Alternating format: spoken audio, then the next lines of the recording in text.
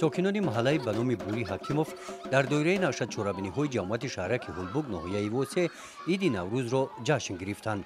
تشبثکار این معرکه نوروزی حفیظه سفر و دیگر زنان سابقه‌داران مهنت بودند.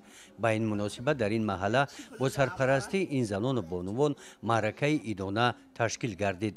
در این محله زنان و بانوان برای دایر نمودن جشن نوروزی آمادگی پیشتر دیدند.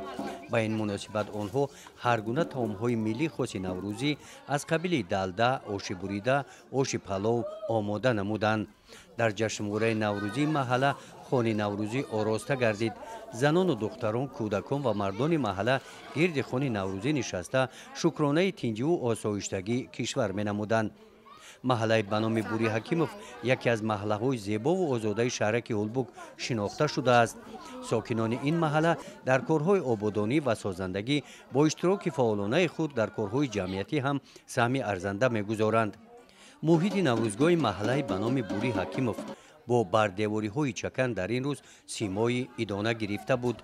برای تبریکات ساکنان محله بخشیده به عید نوروز نمایندگان مقامات اجرایی حاکمیت دولتی ناحیه از شعبه کار با زنان و عائله رئیس جماعت شهرک هولبوگ تشریف آوردند. در این روز کودکان خورسندی داشتند. روی کت میدان نوروزگاه که خانه نوروزی آراسته گردیده بود ساکنان و مهمانان نشسته از طعام‌های نوروزی نوش جان می‌کردند.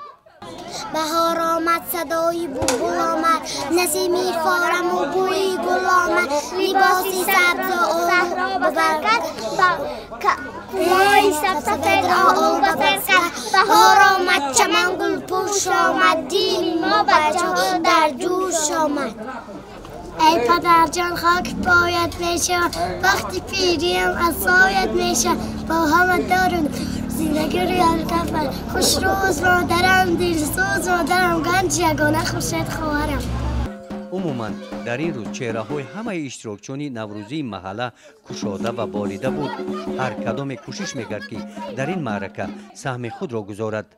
جشنواره نوروزی محله به نام بوری حکیموف تا دیر ادامه یافت.